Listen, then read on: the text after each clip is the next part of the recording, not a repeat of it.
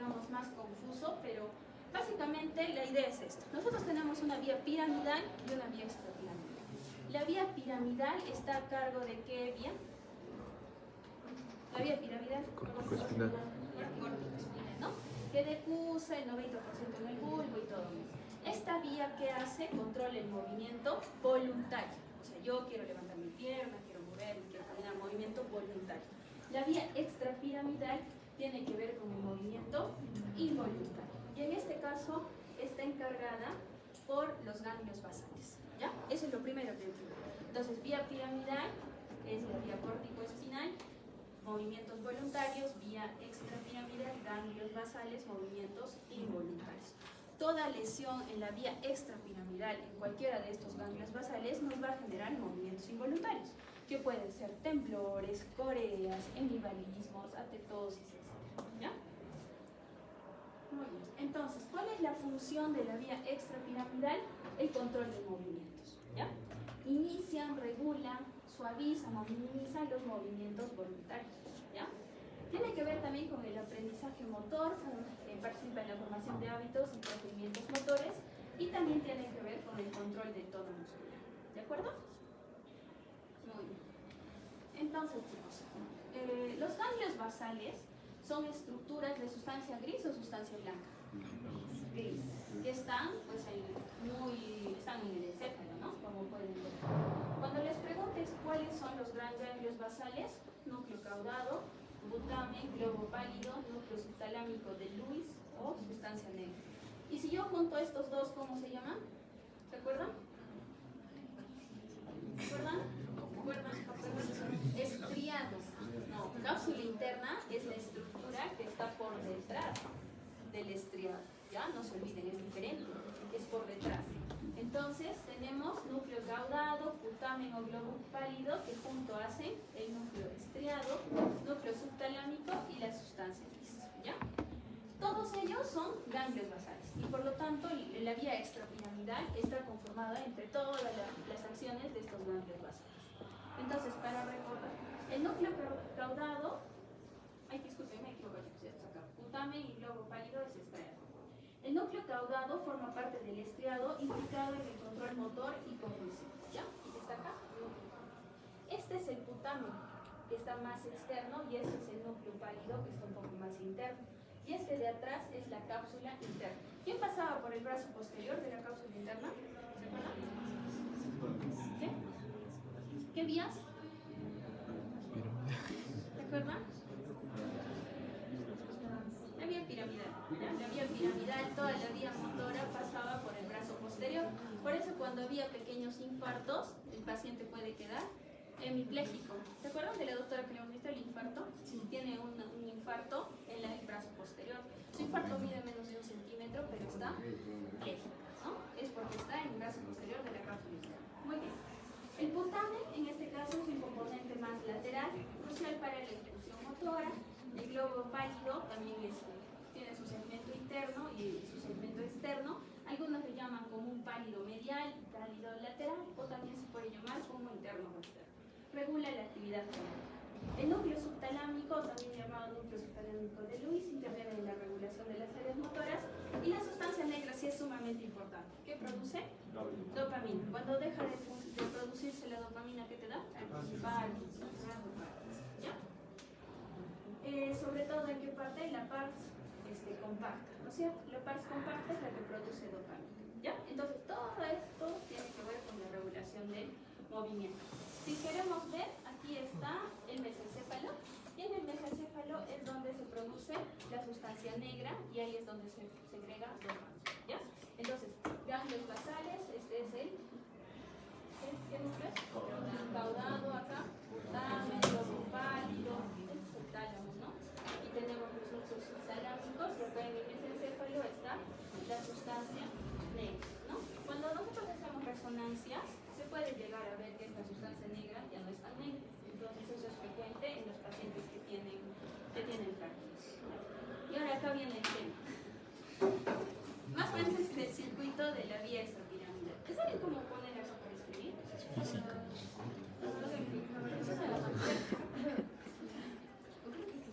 Estética.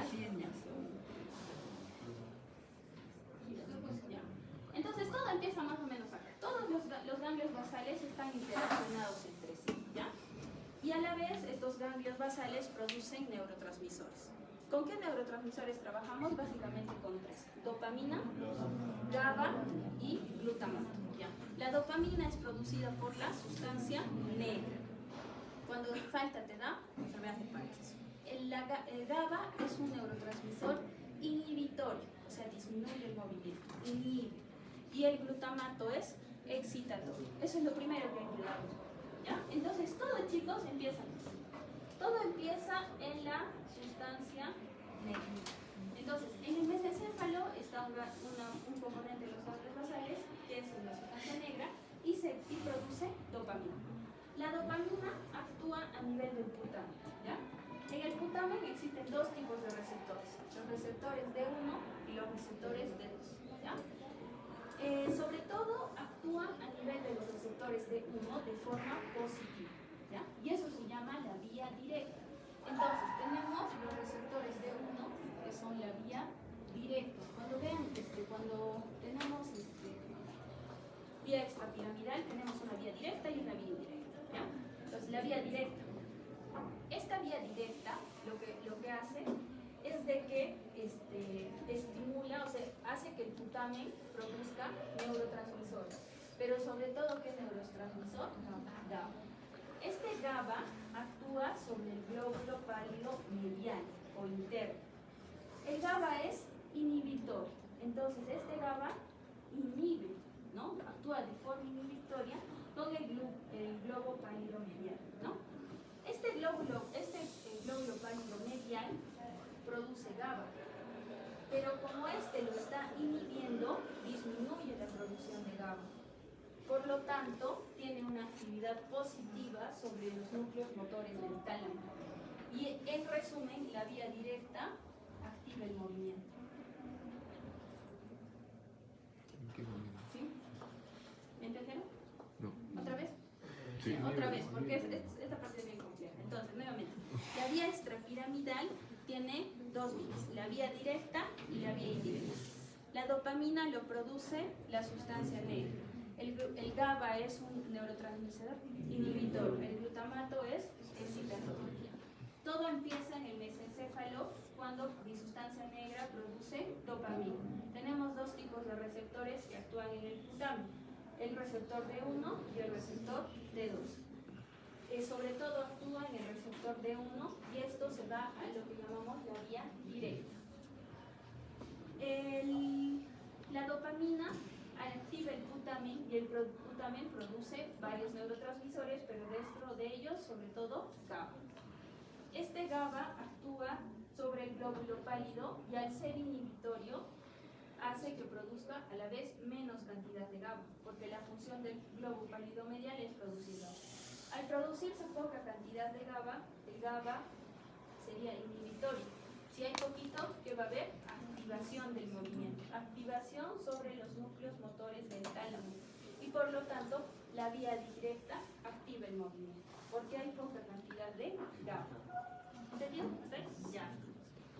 Por otro lado, tenemos otra vía, que es la vía indirecta, donde se activan los receptores de dos. Esta es la vía indirecta. Ya. Entonces, otra vez, regresamos al mismo momento.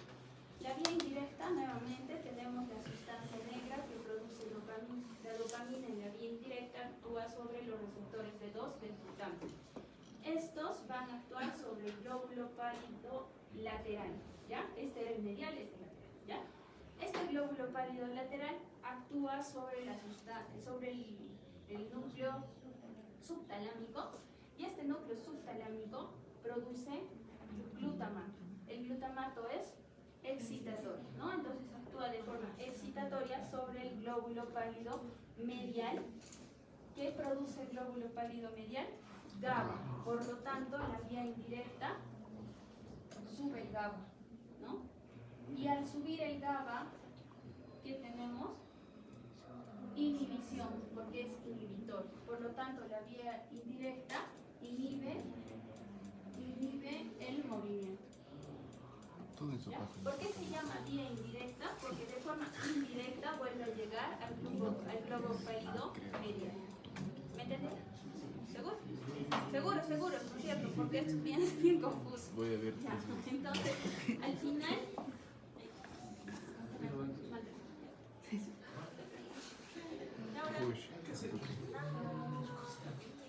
Auxilio, ya lo hemos hecho, chicos. ¿Lo podemos compartir otra vez? ¿Cómo le has puesto? Compartir, creo. Sí, pero es que es como un control. Es en Windows Paint.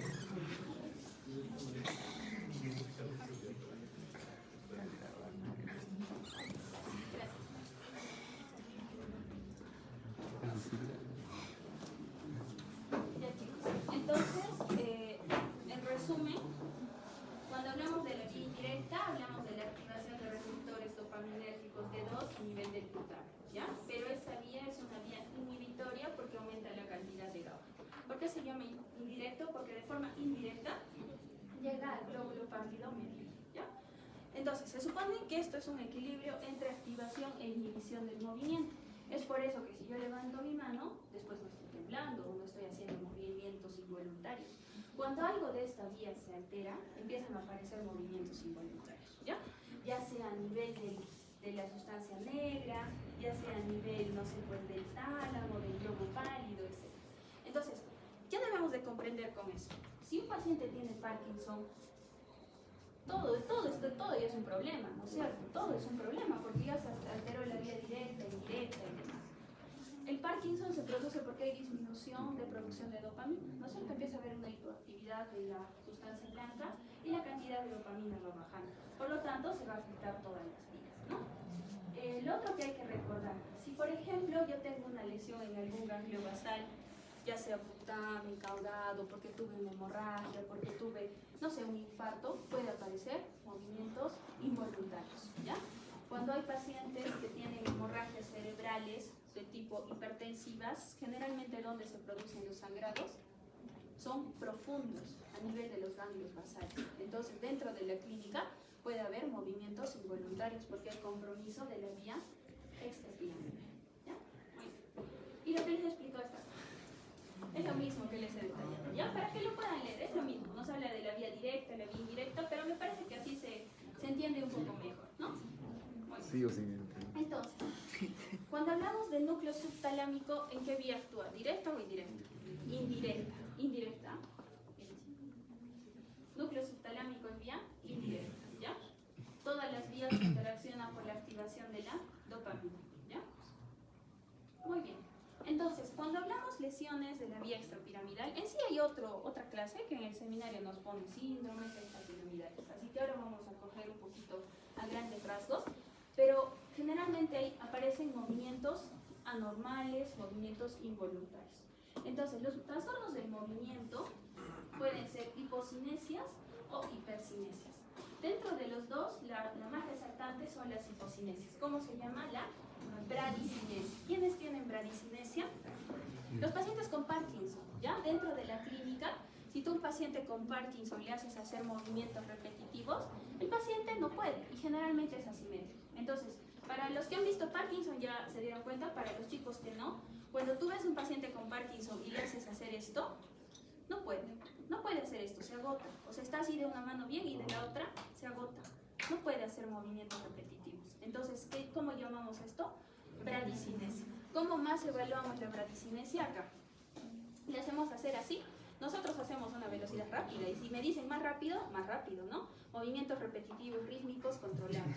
Pero si yo no podría hacer esto y empiezo a tener dificultad, se llama bradicinesia, ¿ya? Entonces, usamos los dos pulgares o usamos el movimiento de flexo-extensión de los dedos. También podemos usar el mismo movimiento en el pie, y seguro lo han visto en las rotaciones. A veces le decimos al paciente que empiece a realizar movimientos repetitivos, como si estaría pisando algo, ¿no? Nosotros podemos hacerlo de forma muy rápida, pero cuando el paciente, por ejemplo, tiene Parkinson, no puede. Hace una, dos y ya se le pegó el pie en el piso, y no se puede. Entonces, bradicinesia, ¿ya? Dentro de los trastornos del movimiento, el más resaltante son los hipocinéticos, como la bradicinesia característica de la enfermedad de Parkinson. La bradicinesia, chicos, es un síntoma cardinal. Ese también así pregunta de Nana. paciente que no tiene bradicinesia, no puedes decir que es Parkinson. Puede faltarle el temblor, pero nunca le puede faltar la bradicinesia, ¿ya? Pero nunca le damos. Muy bien, también tenemos alteraciones llamadas hipercinéticas. Dentro de las hipercinesias tenemos los temblores, la atetosis, la corea, los hemibolismos, las distonías y las mioclonías, ¿ya? Eso lo vamos a ver ya en las próximas clases, pero más o menos para que sepan, pues el temblor es un movimiento fino y repetitivo, ¿no? Las coreas son movimientos como serpenteantes que realiza el paciente. Los hemibolismos son más movimientos bruscos, ¿no? En un hemibolismo el paciente está así y en su cama y ¡pum! Empieza a hacer así, ¿no? Estos movimientos podemos verlos, por ejemplo, en pacientes que debutan con diabetes, porque empieza a haber compromiso de ganglios basales, ¿ya? Las distonías son de grupos musculares más grandes y las mioclonías son como saltos, ¿ya?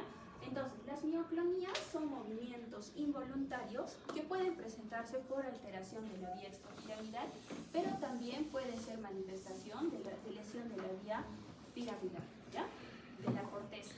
Ustedes han escuchado que existen epilepsias mioclónicas, ¿no? ¿No es cierto? En las rotaciones hemos visto epilepsias mioclónicas. No es porque esté lesionado acá la vía extrapiramidal, eso es diferente. Estos son otros tipos de mioclonías por alteración de ganglios basales, ¿ya? Entonces, mioclonía, paciente que está echado y de un momento a otro te salta la pierna, ¿ya? Eso es una mioclonía. Muy bien. Dentro de los trastornos de movimiento hipocinéticos, como hemos visto, la enfermedad bandera es el síndrome parkinsoniano, que en sí puede ser de varias causas, ¿no?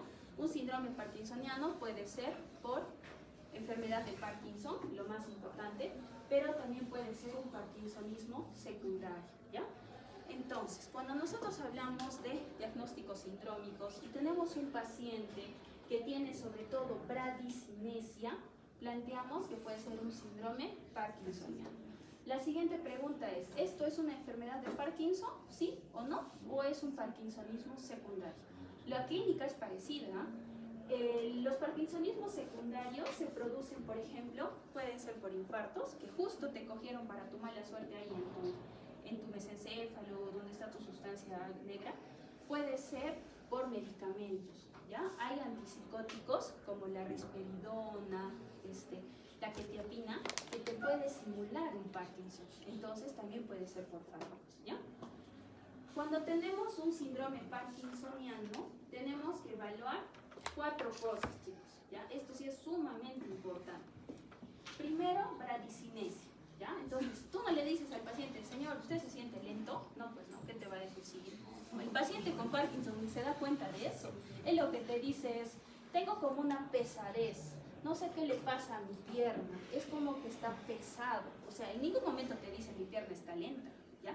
Pero cuando evaluamos, el paciente no puede realizar movimientos repetitivos y sobre todo de forma asimétrica. El Parkinson nunca empieza asimétrico, chicos, es siempre de un lado y después del otro lado, ¿ya?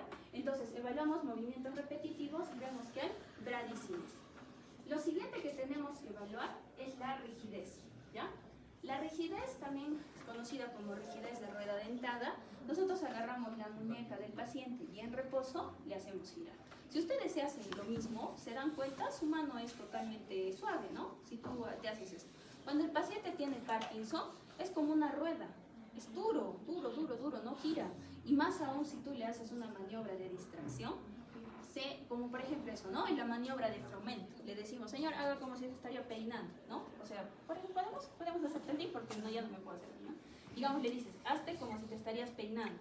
Ella se está peinando, yo le hago la rueda y sale la rigidez, ¿ya, chicos? Ahí es donde aumenta. Deja de hacer eso y se pasa, ¿ya? Entonces es una manera de encontrar rigidez en ruedas dentadas. Lo siguiente que tenemos que buscar es el temblor de reposo, ¿ya?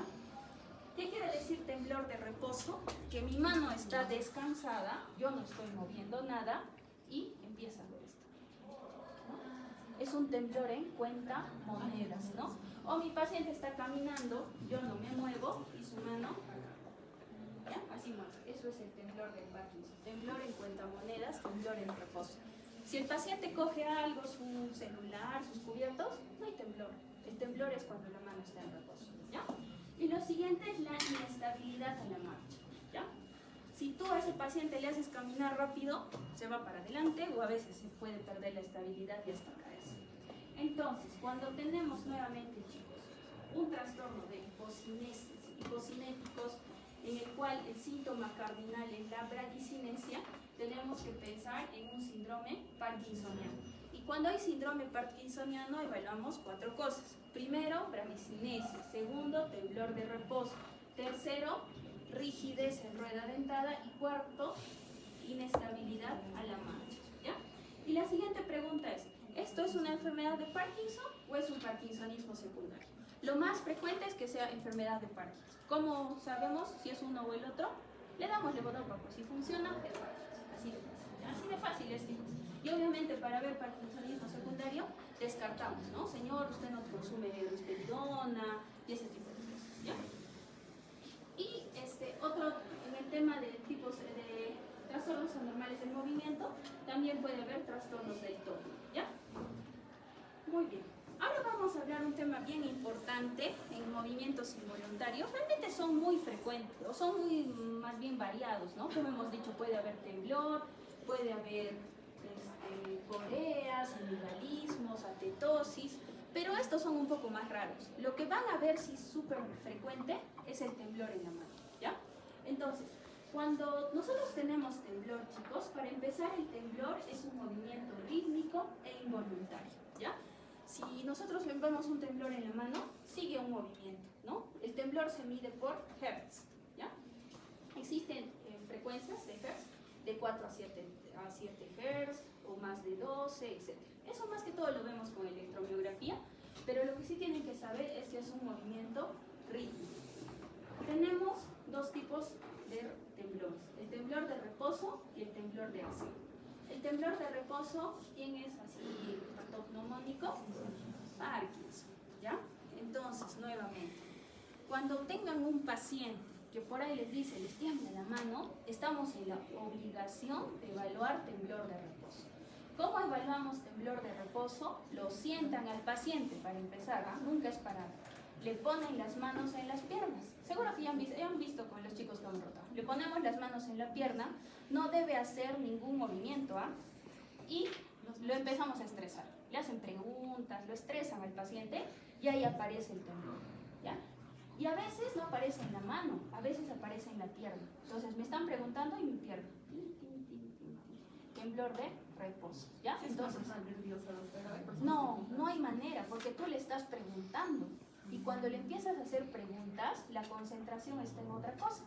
Entonces, por más nervioso que yo esté y esté en este plan, cuando tú me preguntas, eso se borra. Y aparece solo cuando es un temblor involuntario, ¿ya?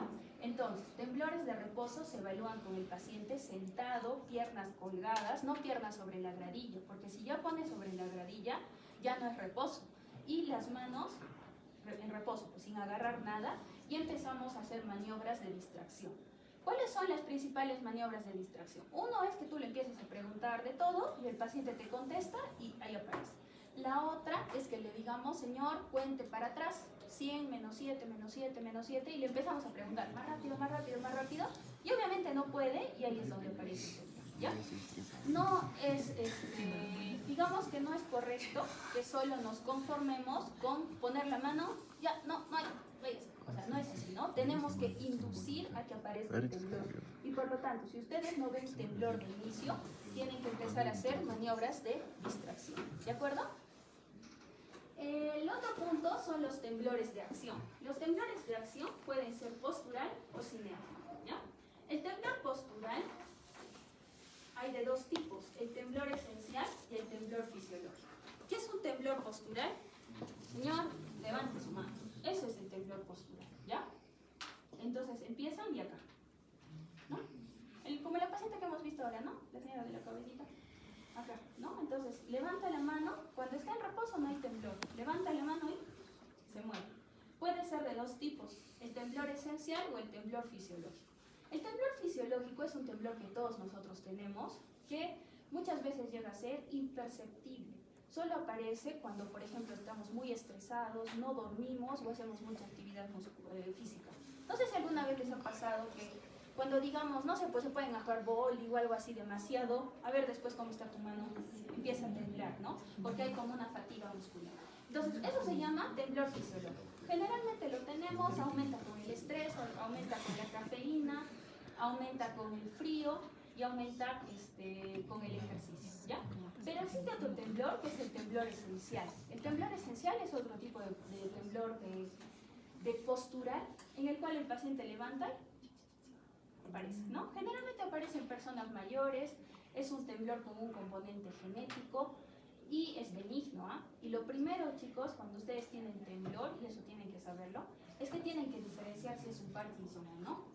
Porque muchos pacientes tienen temblor fisiológico y les dicen que tiene Parkinson. Y obviamente el pronóstico es totalmente diferente, ¿no? Cuando tienes temblor fisiológico, les damos propranolol y el paciente se le pasó. Y generalmente aumenta un poquito, pero no genera más problemas. Pero cuando es un temblor, cuando es Parkinson, es una enfermedad progresiva que te va a dar demencia, te va a dejar postrado. Entonces no puede haber error por una mala interpretación del tipo de temblor. ¿De acuerdo? Entonces, el temblor postural estamos diciendo que es colocando la mano. El temblor cinético, también llamado temblor de intención, es este de acá. Cuando yo hago esto, mi mano no tiembla. Pero si yo hago esto y al llegar, temblor cerebeloso o temblor de intención, ¿ya? Muy bien.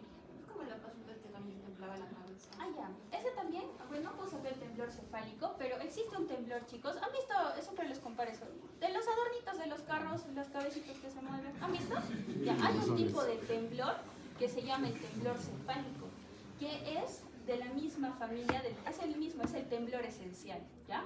Entonces, a algunas personas se les puede presentar con temblor cefálico y a otras personas con temblor de la mano, o alguno con los dos, como el que hemos visto ahora, ¿no?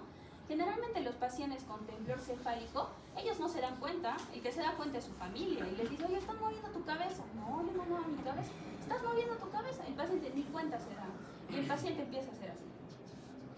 Es un temblor, chicos, en negación, nunca es hacia adelante, el temblor es lateral, muy suavecito, ¿ya? Cuando ven eso, ya, temblor esencial, ya está, y les dan tratamiento, ¿sí? Muy bien, entonces, resumen de temblores. Cuando ustedes tengan un paciente que le tiembla la mano o que les dice que le tiembla la mano, están obligados a evaluar el temblor en tres formas. Temblor de reposo, temblor postural y temblor de intención, ¿ya? Esas tres cosas hay que hacer. Se hace también la prueba de la espiral y de la escritura, eso lo vamos a ver cuando hagamos síndromes, pero esto es lo más básico, ¿ya? Acá hay un video, lo que pasa es que es un video grande y no lo pude despegar, pero acá hay ejemplos de temblor. Igual se los dejo para que en algún momento puedan verlo. Es un video bien interesante sobre el temblor, ¿no? Es de un doctor del Instituto de Ciencias Neurológicas que tiene especialidad solo en temblor, ¿ya? Entonces, acá había el temblor.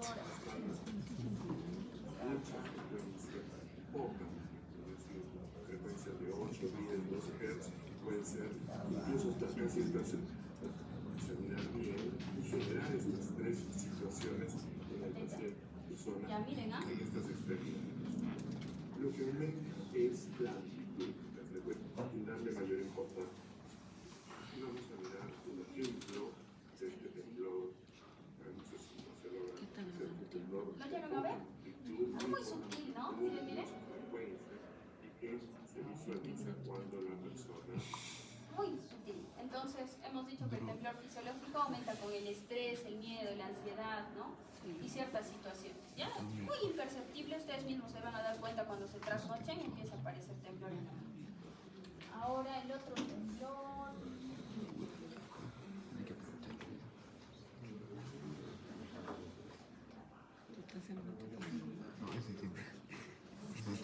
Mi caballo se contrae.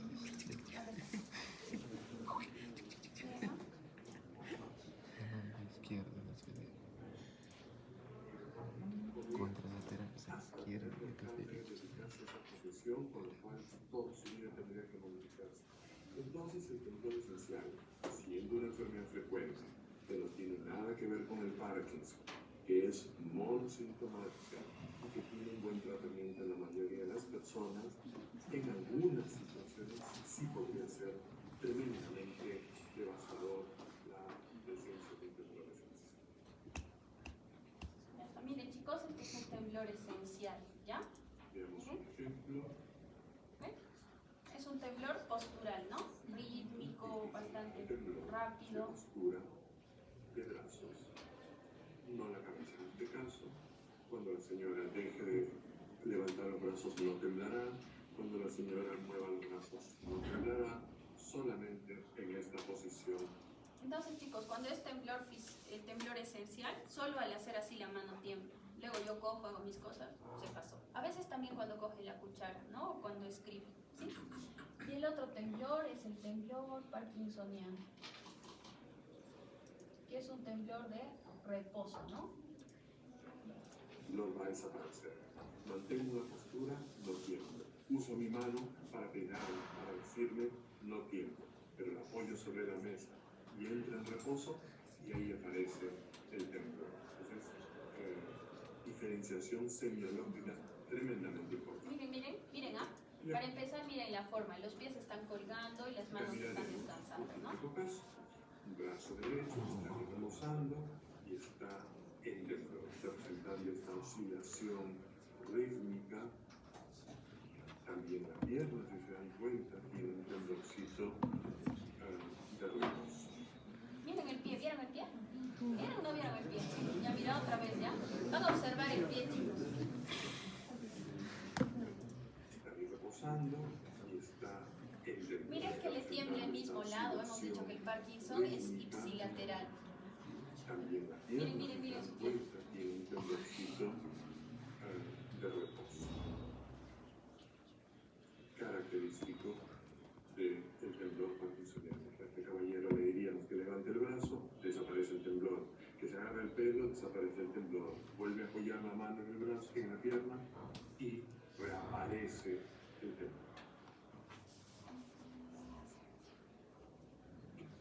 Muy bien. Esta charla es bien interesante. Ahí les voy a dejar el link. Véanlo chicos, es bien didáctico sobre todo lo que es temblor, ¿ya? Y finalmente es el temblor cerebeloso, miren. Paro y la vuelvo a hacer. Entonces, no en reposo, no en postura, sin acción o sin Entonces el temblor cerebeloso es un temblor cinético, ¿no? De acción o de intención. Miren, miren, miren. Evidente, pues, ¿no? tener ese temblor. Y de pasito ya le hacemos displosía también, ¿no? O sea, no puede hacer, ¿no? ¿De qué lado está su lesión? ¿Derecha, izquierda? Derecha. Muy bien. Ya está. Esta tablita Muy bien, y acá es la misma tabla que es un puse, ¿no? resumen. Sobre el tema de... Lo vamos a poner acá en las depos, eso sí me copié de acá. Esta tabla es sobre las características del temblor, ¿no? Entonces, el temblor se puede medir en Hertz con electromiografía, ¿ya? En sí, pues eso no es algo como que, digamos, mucho les sigo a ustedes, pero lo que sí hay que saber es que el temblor esencial es un temblor muy rápido, de 4 a 7 Hz, ¿ya? Y acá está en qué momento aparece, ¿no? Temblor esencial aparece en postura, puede aparecer un poquito cinético o de intención, pero jamás de reposo, ¿ya? ¿Cuál es el único temblor que aparece en reposo? El temblor parkinsoniano, eso es patognomónico. El temblor cerebeloso es un temblor muy llamativo, ¿no? Que aparece al final del movimiento, de la acción, y es un temblor cinético, ¿ya? Y el temblor fisiológico es postural, que generalmente es imperceptible, pero se puede notar cuando hay ciertas cosas que lo pueden exacerbar. Ansiedad, no dormir. Cualquier persona puede tener ese temblor físico. El temblor fisiológico lo tenemos todos. A ver, van a ver cuando se estresan. Toditos vienen, toditos, y cuando hacen ejercicio también, ¿ya? Pero, ¿cuál es la diferencia con un temblor esencial? Para empezar, el temblor esencial aparece en personas mayores, ¿ya? Y no después que va y viene con su ansiedad, o sea, es de todos los días, ¿ya? Es de todos los días. Y el temblor parkinsoniano, nuevamente les digo, es el único temblor que es de reposo, ¿ya? Muy bien, chicos, eso es todo.